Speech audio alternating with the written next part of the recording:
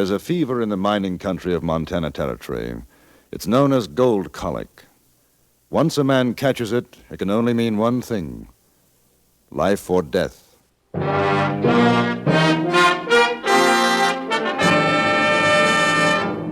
Frontier Gentleman.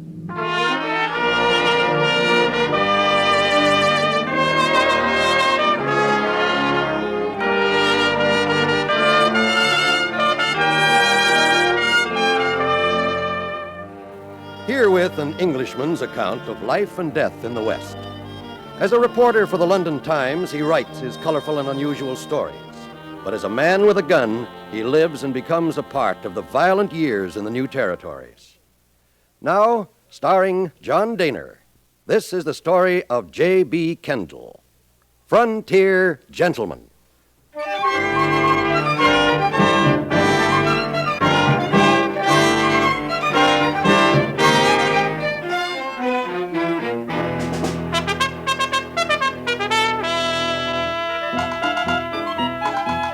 Fort Benton on the Missouri in Montana Territory is what you might call a clearinghouse for supplies. They are shipped by riverboat up the Missouri, food, clothing, guns, ammunition, whiskey, tobacco, and from Fort Benton on to the west and north by pack train and wagon. The post is also the point of debarkation for the tenderfoot, the inexperienced miner seeking the fabulous gold fields of the territories. It seemed a worthwhile spot to find a story for the London Times, and so on my arrival, I went to the office of the local newspaper, the Fort Benton Dispatch. The editor was an affable chap by the name of John Warren. He took me into his tiny office. London Times, eh? Sit down, Mr. Kendall. Thank you. Well, this must seem kind of like a tin horn paper to you. Oh, not at all, Mr. Warren. As a matter of fact, I rather envy you. My work depends entirely upon whether the editor likes my story or not. If he doesn't, I don't get paid. If he does, well, I'm in luck. Mm-hmm. Well, let's hope I can put you onto something good. That's very kind of you. Of course, the best thing you could do is to talk to some of the old-timers around. They've got 100 stories. Well, first I wondered, has there been much gold found in this vicinity? Around Benton? No, most of it's north and southwest of here. Big strikes over to Virginia City and Bannock. Mind you, there's talk, you hear it around once in a while, of gold in these parts. But I never heard of anyone striking it rich. Most of the boys just pick up supplies here and try to get a grub stake to head on out to the mountains. I see. Well, didn't you ever try prospecting? Nope. Found a good wife, a pleasant way to live. I make out and I'm happy. Too many hill rats wasting their... Hill rats? Prospectors. Too many of them wasting their lives for that one big chance. I guess I'm not that much of a gambler. Where would I be likely to find a chap like that, a hill rat? Oh, Benton's full of them. If you want a real old-timer, go down and see Shorthorn Tom. Shorthorn Tom? Yeah. Nobody knows his real name, and he's probably forgotten it himself. You'll find him down at the Shacks end of the street here. Turn left.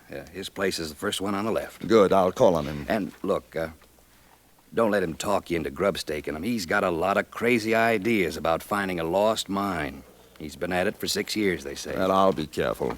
Say, Mr. Kendall, why don't you join me and the missus for dinner tonight? You'd sure be welcome. Well, that's very kind of you, Mr. Warren. Well, it's not every day we get to meet a traveled man like yourself. I'll see you later, Mr. Kendall.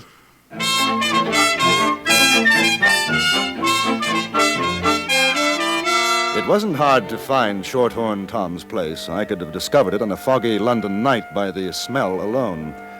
A ramshackle lean-to affair, it had the odor best described as rotting fermented cabbage, which a moment later I found emanated from the gentleman himself. The old prospector was the most unwashed individual I've ever come across in my life. Bleary-eyed, he greeted me at the sacking that passed for a door. Shorthorn Tom?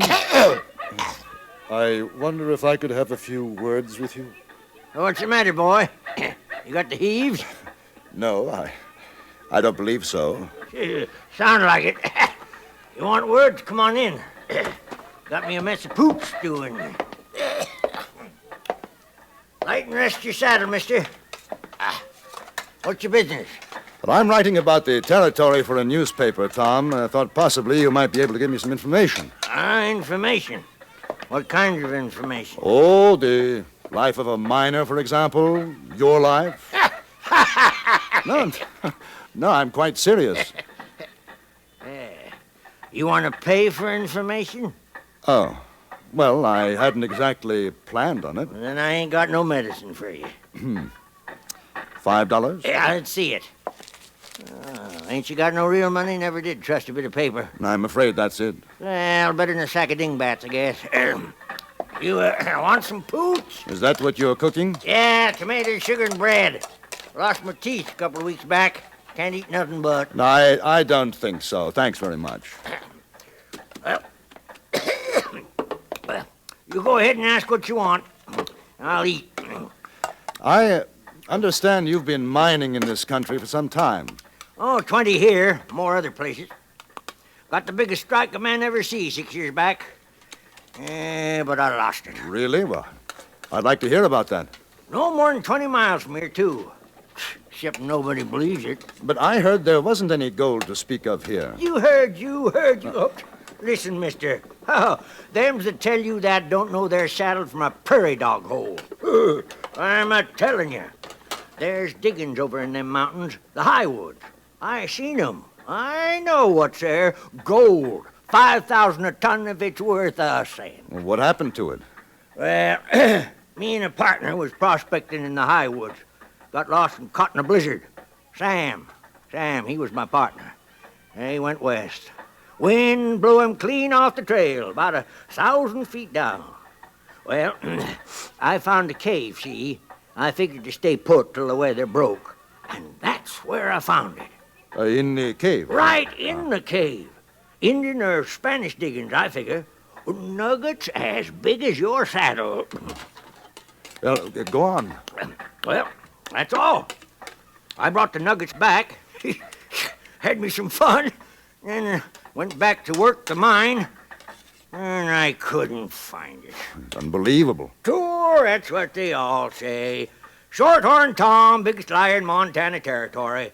Ain't nobody gonna give old Tom a grub stake to make 'em all look sick as a mule. But they must have known about the nuggets you found. Mister, a fellow who's in it rich is like to give away more than I took out of that cave. Oh, that's how they figure I got the gold. It was give to me. It's quite a story. Yeah, ain't it? Now I'm between a rock and a hard place.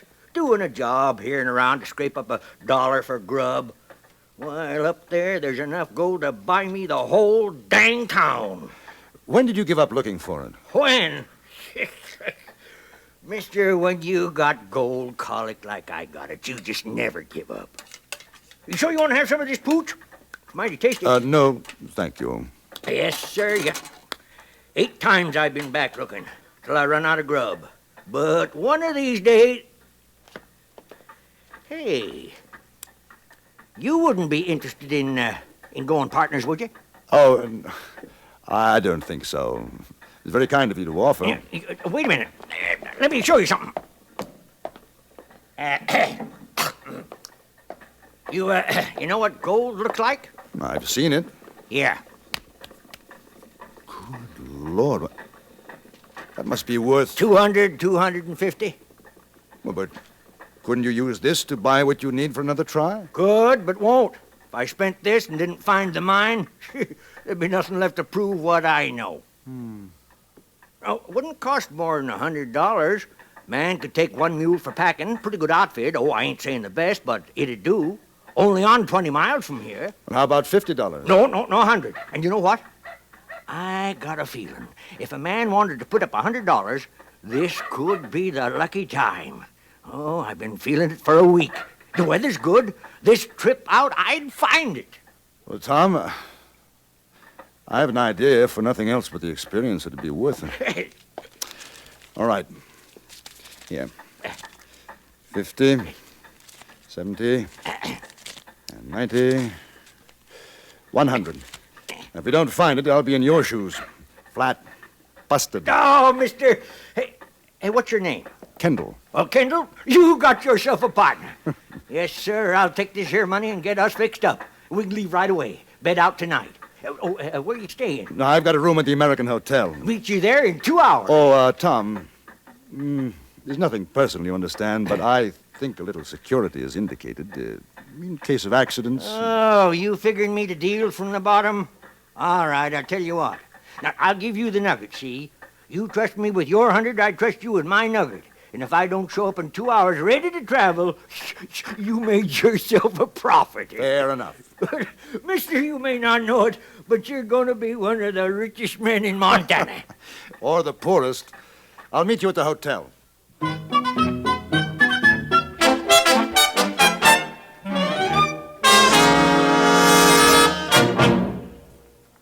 In a moment, we return to Frontier Gentlemen. When you hear CBS News, you're hearing the results of worldwide watchfulness that pays off in accurate reporting sped to your sets with minimum delay. CBS News has reporters in every corner of the world. By keeping your set tuned to CBS Radio, you'll not only get your favorite entertainment, but the regular news programs of the nation's best reporters, plus special bulletins whenever they are called for by CBS News. Make the Star's address your listening post on the nation's most listened to programs and for the nation's most listened to news reports as well. And now we return you to Anthony Ellis' production of Frontier Gentlemen.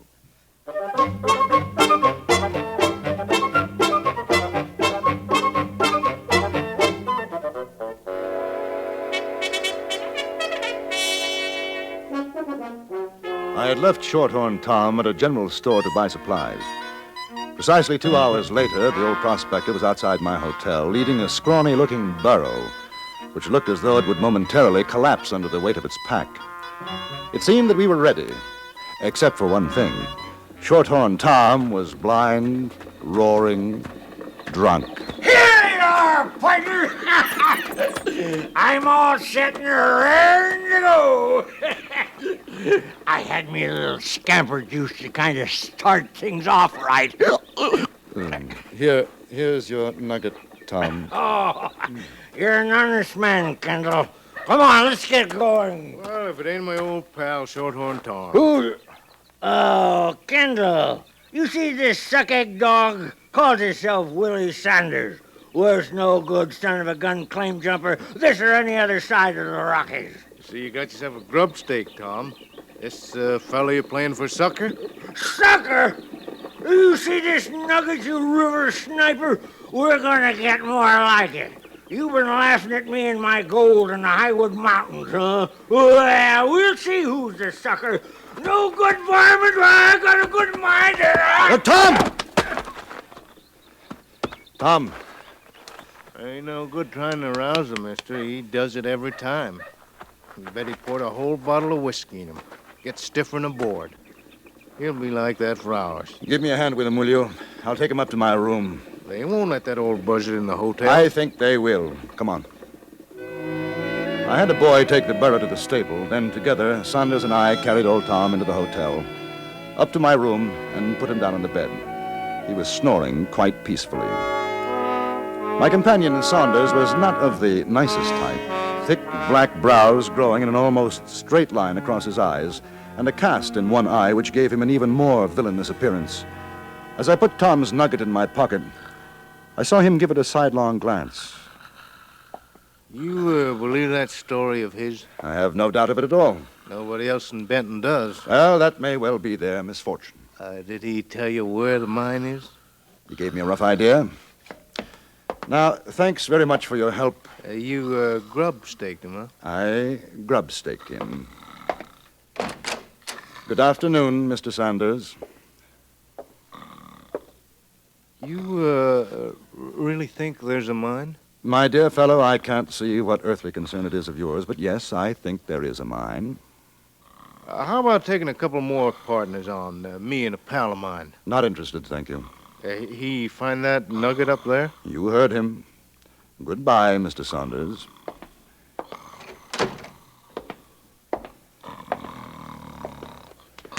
Tom. Tom.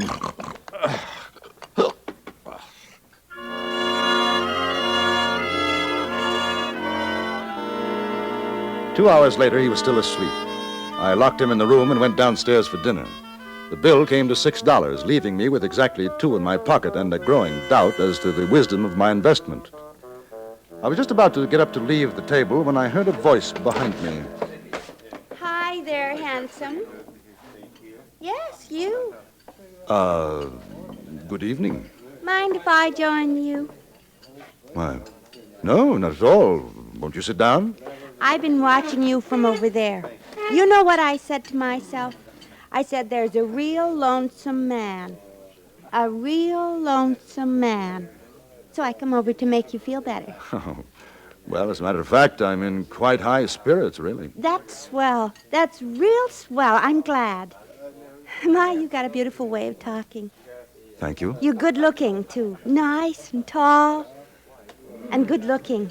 Very kind of you. You know what I bet? I haven't the remotest idea. I bet you're from the East and you're going to look for gold. And I bet you find it.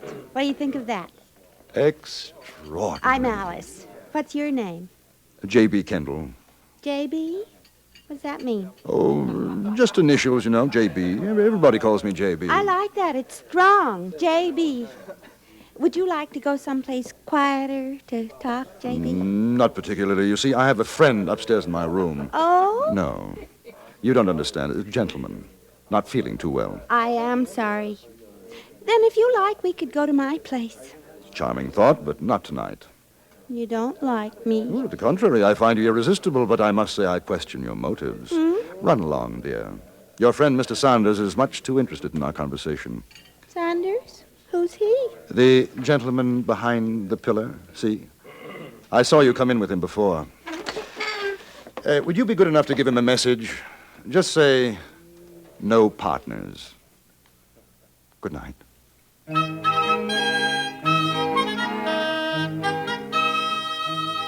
Shorthorn Tom didn't awaken until the next morning, and I marveled at his recuperative powers. He showed not the slightest effects of the night before. We collected our burro and left Fort Benton at sunrise and started south toward the Highwood Mountains.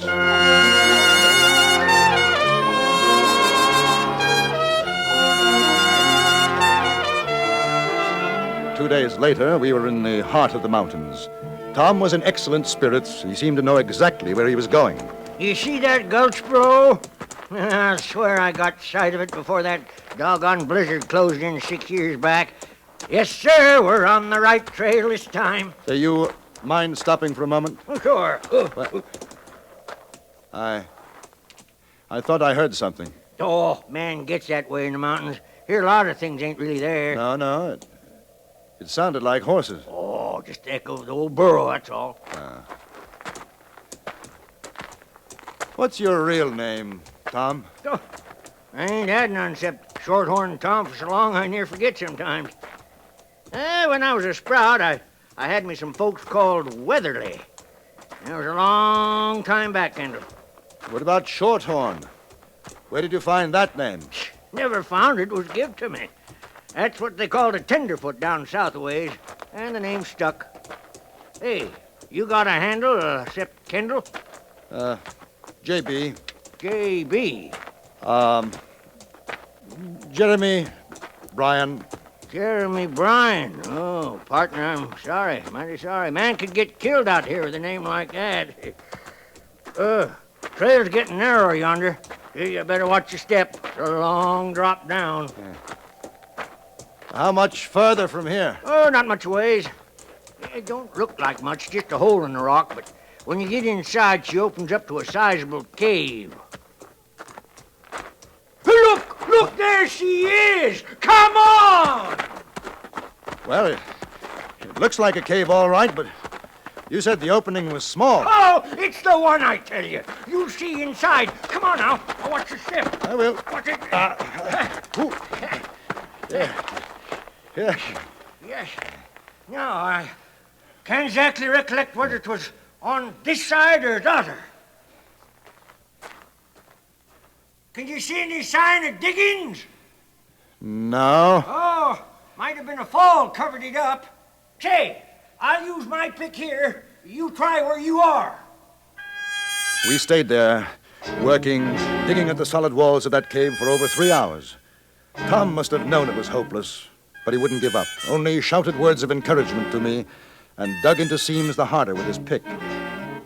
Then quite suddenly he stopped. I turned and saw him lying on the other side of the cave. Tom. Tom? Oh, pain in my stuffings, up to my chest. Ain't easy to breathe. Oh, here. Here. Lie on your back.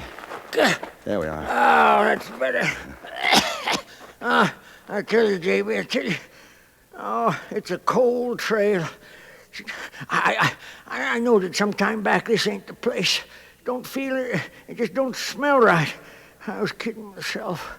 It ain't the place. Oh, that doesn't matter. No, I guess not. Not no more. Oh, here, you take this. What for? I don't want the nugget. I told you, it's worth 250 maybe. I won't need it now. I'm going up Salt River, partner. If you mean you're going to die, nonsense. Boy, one thing a man knows when he's old, buzzard bait like me, he knows when it's time to die. But listen, you go on look and see. Them diggings is around here somewhere. Maybe further along the trail. Maybe there's another cave along a bit. Yeah. No, Tom. Tom, lie back. No, out of my way. Tom. I'm going to find Tom. it just along the trail. Tom.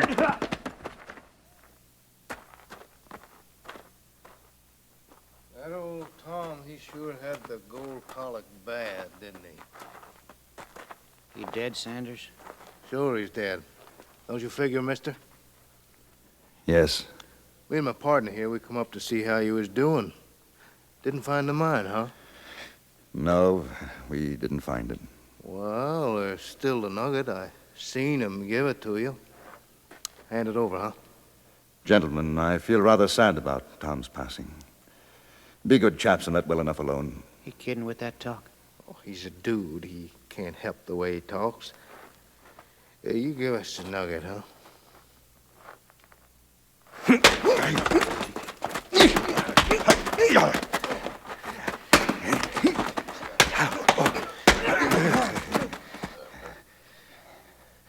Now, both of you, get up. Up! Now, each of you take a pick. Start digging. We'll bury him here. You give me any argument, I'll shoot you on the spot.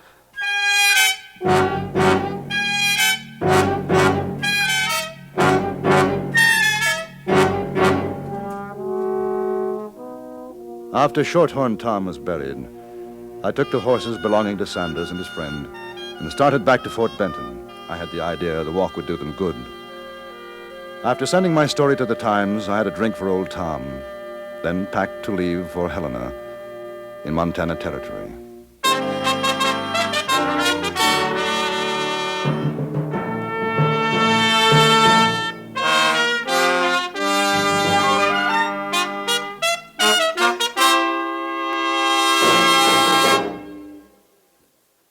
Frontier Gentleman was written, produced, and directed by Anthony Ellis and stars John Dehner as J.B. Kendall.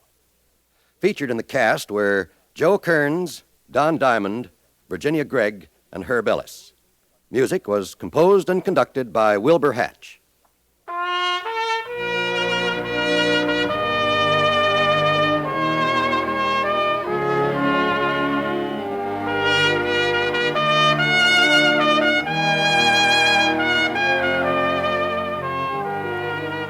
Now, stay tuned for the Ford Road Show, which follows immediately over most of these same stations.